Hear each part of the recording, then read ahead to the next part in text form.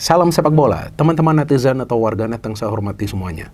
Welcome back ke konten terbaru dari channel YouTube Triple B. Dan di konten terbaru hari ini, sesuai dengan permintaan dari teman-teman, saya ingin memberikan preview dari pertandingan besar di Liga 1 antara Persija Jakarta versus Persib Bandung yang akan dimainkan besok sore mulai pukul 15.30 waktu Indonesia Barat yang rencananya akan dimainkan di Stadion Patriot, Bekasi.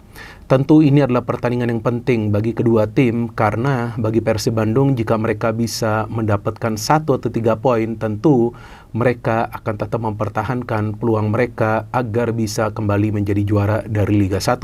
Sedangkan bagi Persija Jakarta mereka perlu atau mau tidak mau harus mendapatkan 3 poin untuk bisa memperkecil jarak dengan Persib Bandung karena untuk saat ini selisih poin antara Persija Jakarta dengan Persib Bandung adalah double digit alias 10 poin. Tapi sebelum saya memberikan analisa saya, pertama-tama saya ingin berterima kasih kepada teman-teman yang mendukung kemajuan dari channel YouTube Triple B karena hingga hari ini jumlah subscribers dari channel YouTube Triple B telah melewati 1.100.000 subscribers. Luar biasa dukungan yang teman-teman berikan. Dan saya harapkan dukungan dari teman-teman akan tetap konsisten dan jangan khawatir karena saya akan selalu netral. Maka itu seperti yang selalu saya katakan bahwa singkatan dari Triple B bukan saja bola bung binder tapi juga artinya binder bukan buzzer. Senggol dong! Ya ini dia teman-teman pertandingan penentuan besok sore ya bagi kedua tim. Bahkan beberapa pekan yang lalu saya juga sudah membuat caption atau semacam insight lah ya di IG story saya yang saya tulis bahwa penentuannya itu adalah pada tanggal 16 Februari pada saat pertandingan Persija versus Persib. Karena kalau menurut hemat saya, tim yang sebetulnya punya potensi untuk mengejar Persib Bandung atau menyulitkan Persib menjadi juara dari Liga 1 musim ini adalah Persija Jakarta, bukan Dewa United. Walaupun Dewa United mengalahkan Persib Bandung sebelumnya kan, dan mereka memang sejauh ini adalah satu-satunya tim yang bisa mengalahkan Persib Bandung, tapi kalau menurut saya Persija lah yang merupakan tim yang bisa mengganggu Persib Bandung untuk menjadi juara lagi, artinya back-to-back champions. Sedangkan bagi Persib Bandung, mereka juga tentunya para pemain mereka dan pelatih mereka Boyan Hodak memahami bahwa Persija lah yang bisa menjadi batu sandungan bagi mereka dalam tujuan mereka untuk bisa mempertahankan gelar juara. Maka itu pertandingan besok sore itu maha penting bagi kedua tim. Dan memang dari segi performa ya, untuk saat ini Persib memang lagi bagus-bagusnya. Bahkan di pertandingan away, mereka belum sekalipun mengalami kekalahan. Di pertandingan terakhir atau sebelumnya lawan PSIS Semarang saja, pada saat Persib itu tidak full tim dan harus bermain dengan 10 pemain, masih saja mereka bisa meraih kemenangan. Walaupun kita tahu PSIS bukanlah tim sekuat Persija Jakarta, tapi untuk bisa menang di kandang tim lawan, bermain dengan 10 pemain, menahan gempuran dari para pemain tim lawan itu tidak mudah. Walaupun saya juga jelaskan di konten review dari pertandingan tersebut, bahwa Persib sebetulnya permainannya jelek. Ya, karena memang mereka tidak full tim. Gak gampang lah bagi para pemain Persib lainnya untuk bisa mempertahankan tren positif mereka pada saat memang tidak diperkuat oleh pemain-pemain inti. Sedangkan Persija yang saya kaget dalam beberapa pertandingan terakhir sulit meraih kemenangan dan banyak sekali kemasukan gol di luar dugaan saya. Padahal ada Rizky Ridho, ada Muhammad Ferrari, ada Ondrej Kudela, ada juga Hansa Muyama, ada juga Hanif yang bisa bermain di lini pertahanan. Tapi entah mengapa koordinasi di antara para pemain di lini pertahanan Persija tidak berjalan baik dalam 3 pertandingan terakhir sehingga mereka kemasukan banyak sekali gol. Padahal tuh pertandingan Persija versus PSBS Biak, itu kan Biak bermain dengan 10 pemain, tetap saja Persija gak bisa menang. Memang masalah Persija tetap berada di lini depan, ya kan, dalam urusan melakukan penyelesaian akhir. Tapi sebetulnya masalah utama Persija yang sekarang saya melihat, itu sebetulnya berada di tengah. Coba teman-teman perhatikan, Ramon Bueno oke, bagus, ya dia menjadi penghubung dari tengah ke depan. Tapi untuk filter, saya belum melihat ada pemain yang mampu memfilter serangan dari para pemain tim lawan secara agresif. Itu menjadi kesulitan bagi Persija sehingga pada saat para pemain tim lawan itu menyerang dalam beberapa pertandingan terakhir, mereka bisa langsung berhadapan dengan lini pertahanan Persija. Yang tidak mudah tentunya bagi para pemain Persija yang bermain di lini pertahanan jika mereka tidak mendapatkan bala bantuan. Karena langsung kan berhadapan dengan 3 pemain, 3 center back kan. Dan wing back biasanya juga terlambat recover position. Ini yang menjadi persoalan bagi Persija. Maka itu kiper yang dipasang siapapun tuh ya sering kebobolan gitu kan. Walaupun Andri Tani performanya lebih konsisten daripada Carlos Eduardo, yang saya bingung kenapa dimainkan di pertandingan sebelumnya lawan Dewa United yang merupakan pertandingan yang penting. Dan Dewa itu kan sekarang performanya lagi bagus kan, bahkan seperti yang tadi saya katakan mengalahkan Persib Bandung. Bingung juga saya, karena memang memainkan Carlos, dia juga melakukan pelanggaran itu yang Dewa mendapatkan penalti, kemudian Persija harus bermain dengan 10 pemain walaupun sempat menyamakan kedudukan, tapi sudah serba sulit bagi para pemain Persija. Sedangkan Persib Bandung ini Boyan Hodak sebetulnya pusing juga, pasti pusing juga dia. Karena David da Silva musim ini tidak selalu bermain. Tapi ya tetap saja para pemain Persib lainnya itu bisa menyatu di atas lapangan dan mendapatkan poin demi poin. Lawan Dewa United memang mereka kalah lah dari segi permainan, dan memang kualitas materi pemain dari Dewa United itu bagus sekali ya. Nah, seandainya itu Persib bermain lawan Dewa United di pertandingan away, bukan PSIS, feeling saya kalah juga itu. Karena jujur, saya harus mengatakan bahwa sebetulnya Persib modal bertahan doang tuh lawan PSIS Semarang. Karena memang nggak full tim ini, nggak gampang loh bagi Boyan Hodak untuk bisa meracik strategi pada saat memang dia tidak bisa memainkan pemain-pemain pilar. Namun yang saya baca perkembangan beritanya, bahwa untuk pertandingan lawan Persija, ya, pemain-pemain yang sebelumnya absen sebagian besar sudah bisa dimainkan, seperti Maklok, Tyron Del Pino, bahkan David da Silva. Nah, jika Maklok, Tyron, dan David bisa bermain, tentu akan memberikan ancaman bagi lini pertahanan Persija. Walaupun David da Silva tidak bermain ya di pertemuan pertama musim ini ya, yang pada saat itu Persib menang dengan skor 2-0. Kalau nggak salah yang cetak gol itu Dimas Derajat dan Rian Kurnia. Tapi musim lalu, dalam 2 pertemuan dengan Persija, David selalu mencetak gol, kalau nggak salah total 3 gol. Sedangkan bagi Persija, mereka punya target man yang bagus nih, Gustavo Almeida.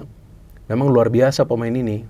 Bahkan dia sudah mencetak 2 kali hat-trick kan, saya lupa lawan siapa, tapi dia mencetak 2 kali hat-trick, dua-duanya tuh di kandang sendiri. Lawan Barito Putra ya, yang pertama itu dia mencetak hat-trick. Nah, jadi memang ini pemain yang bagus. Tapi kadang-kadang kan Carlos Peña juga memainkan Gustavo dengan Marco Simic. Namun menariknya di pertandingan sebelumnya lawan Dewa United, Marco Simic ditaruh di bangku cadangan dan dimainkan Rehan Hanan. Nah, Rehan ini pemain yang bagus, punya speed, tapi kadang-kadang terlalu lama menguasai bola, jadi bisa menjadi hambatan juga bagi Persija untuk bisa create chances.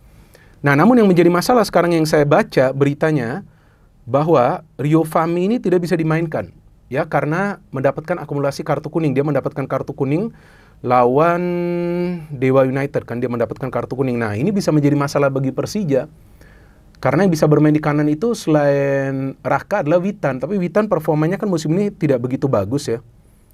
Jadi saya pikir ini bisa menjadi masalah bagi Persija, tapi tergantung juga Persib di kiri nanti siapa yang main. Kalau Zalnando, saya pikir Zalnando sebetulnya dalam defense kurang baik. Artinya nih Persib ini sebetulnya punya kelemahan di 2 sektor fullback nih. Di sebelah kanan Rahmat Irianto belum bisa bermain, Hen ya naik turun performanya, Kakang lemah di sektor sebelah kanan. Walaupun di center back luar biasa ini Persib. Kokoh banget dengan adanya Franka dan juga Nick Kuipers, karena saya berkali-kali mengatakan Nick Kuipers ini pembelian yang sukses lah bagi Persib, dan dia sudah bertahan lama. Kalau nggak salah dari tahun 2019 kan, pada saat itu Robert Rene Alberts masuk di putaran kedua kan. Dia masuk, saya lagi lihat nih Gustavo hat-trick lawan siapa ya di pertandingan selanjutnya. Karena pada saat itu saya yang siaran, oh iya, lawan PSS Sleman. Jadi dua-duanya di kandang. Ini pemain yang bagus ini. Tapi selain juga ada Gustavo, ada juga Rio Matsumura. Jadi para pemain Persib di tengah itu harus pintar memfilter. Jika Maklok main, tentu akan membantu Persib Bandung, karena Coach Jan dalam pertandingan ini tidak bisa bermain karena dia mendapatkan kartu merah di pertandingan sebelumnya lawan PSIS Semarang. Jadi ini adalah pertandingan yang kemungkinan besar berjalan ketat teman-teman. Saya yakin Persija akan keluar menyerang. Karena ini adalah momen bagi mereka untuk menipiskan jarak dengan Persib. Jika mereka tidak bisa menang di kandang sendiri pada saat mereka bermain sebagai tuan rumah, untuk menang lawan Persib, ya saya pikir sulitlah bagi mereka untuk bisa menjadi juara musim ini. Dan hebatnya Persija kan mereka belum pernah kalah sebagai tim yang bermain sebagai tuan rumah ya. Walaupun mereka berpindah-pindah stadion, tapi mereka belum kalah loh pada saat bermain sebagai tuan rumah. Ini juga sebuah catatan statistik yang impresif. Karena kan Persija tidak bermain di satu stadion, selalu berpindah-pindah. Tapi mereka belum terkalahkan, jadi ini bukan pertandingan yang mudah bagi Persib Bandung. Namun keuntungan bagi Persib Bandung, seperti yang dikatakan oleh Boyan Hodak juga, bahwa selisih poin mereka ini sudah cukup signifikan, sudah double digit. Jadi artinya, dari segi tekanan, sebetulnya tekanan itu tidak berada di kubu Persib Bandung.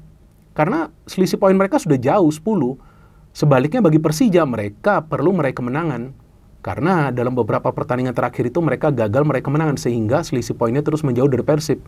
Namun dalam hal ini bukan berarti para pemain Persib itu akan bermain santai, tapi mereka akan bermain lebih tenang. Nah, artinya kalau kita bicara soal beban, pada saat para pemain Persib itu tidak punya beban yang besar, tentu mereka akan bisa bermain dengan lebih tenang, dengan lebih fokus. Sebaliknya bagi para pemain Persija, mereka, saya yakin, seperti yang tadi saya katakan, kemungkinan akan ngegas, main menyerang, dan kuncinya bagi Persija, jika mereka ingin menang, mereka harus mencetak gol lebih dulu di pertandingan besok sore. Lebih dulu mereka harus mencetak gol, kemudian memancing para pemain Persib keluar, dan coba untuk menambah gol lagi. Sedangkan bagi Persib, jika mereka ingin meraih kemenangan, kalau menurut saya, mereka harus betul-betul kuat di defense, benar-benar kuat di defense, dan memanfaatkan counter attack dengan mengandalkan direct passing. Apalagi jika Tyrone, David, dan Ciro nanti bisa bermain di depan. Karena direct passing dari Persib itu adalah salah satu yang mematikan di Liga 1, tentu selain juga direct passing, atau passing langsung ke pertahanan tim lawan yang ditujukan ke pemain sendiri yang telah melakukan pergerakan tanpa bola, ya, adalah Dewa United. Jadi Persib dan Dewa United itu punya kemampuan untuk memberikan direct passing yang cepat dan transisi yang cepat. Jadi jika Persib ingin menang, defense-nya harus kuat, kemudian transisinya harus cepat, mengandalkan 3 pemain inti jika mereka bisa bermain dari awal. Bagi Persija, mereka harus bisa mencetak gol lebih awal, memanfaatkan setiap peluang di menit-menit awal untuk mencetak gol, kemudian mengendalikan irama permainan. Karena taktik dari Carlos Peña ini mengandalkan ball possession. Dan Persija adalah tim yang bisa bermain dengan tempo tinggi atau bermain dengan tempo lamban. Jadi itu keunggulan dari Persija. Dan kalau menurut saya prediksi untuk pertandingan ini adalah kemungkinan besar imbang. Karena feeling saya Persib akan betul-betul defend, akan coba untuk mendapatkan 1 poin. Target dari Persib untuk pertandingan ini idealnya adalah 1 poin, sedangkan bagi Persija mereka akan menyerang terus-menerus, tapi masalah dari Persija adalah dari segi finishing. Artinya kunci bagi Persija mereka finishingnya harus bagus, dan kunci bagi Persib mereka defense-nya harus kuat dengan bala bantuan dari kedua fullback dan juga dari pemain mereka di tengah. Jadi feeling saya ini pertandingan akan berjalan ketat, tapi kita nikmati saja teman-teman jalannya pertandingan. Dan bagi para pendukung dari kedua tim, yuk sportif, ya kan, silakan kalau mau cywar itu wajar saja di sosial media, tetapi cywar yang sopan dan santun, karena kita semua adalah warga negara Indonesia, dan wajar jika ada teman-teman yang membela Persija, ada teman-teman yang membela Persib, tapi kalian harus sadar bahwa kita semua adalah warga negara Indonesia, kita semua harus bersatu untuk mendukung sepak bola Indonesia. Silakan berikan support kalian ke tim kalian masing-masing yang kalian support selama ini dengan cara-cara yang positif, dan mengandalkan sportivitas, dan tentunya kita harapkan pertandingan ini bisa berjalan secara baik dan kondusif sampai selesai dengan menampilkan permainan yang atraktif di atas lapangan, karena ini adalah super big match dan kita harapkan super big match ini bisa menghasilkan banyak gol. Kalaupun imbang, feeling saya mungkin 1-1 seperti hasil akhir dari pertandingan musim lalu, tapi jika menang tampaknya Persija menang tipis atau mungkin Persib juga menang tipis, karena sebetulnya defense dari kedua tim ini akan benar-benar bermain rapat agar mereka tidak kecolongan di menit-menit awal. Oke, kita nikmati saja jalannya pertandingan besok sore yang kebetulan saya yang siaran di Indosiar, dan kita akan live mulai pukul 15.00 waktu Indonesia Barat. No hit, no politics, only football. Salam sepak bola.